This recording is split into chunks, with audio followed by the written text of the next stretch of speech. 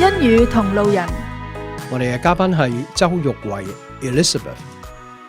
如果人死嘅時候呢，一般係有兩個最大嘅遺憾。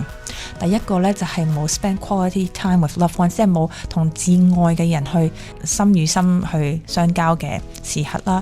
咁另外一個就係冇 pursue 佢哋嘅 dream 或者佢哋嘅 design in life。即係就算你無論幾有錢都好，幾有成就都好，幾出名都好，你都會有個遺憾咯。因為你冇忠於自己，或者神俾其實每一個人都有個 amazing 嘅 design in life 嘅。但係我哋喺生命當中有冇去發掘到呢樣嘢呢？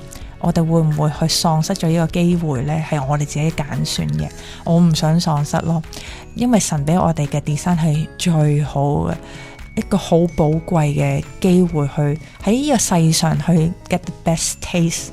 咁我就好慶幸我牧師帶領到我去揾到我呢個 design 同 purpose in life 啦。當然都係神啦。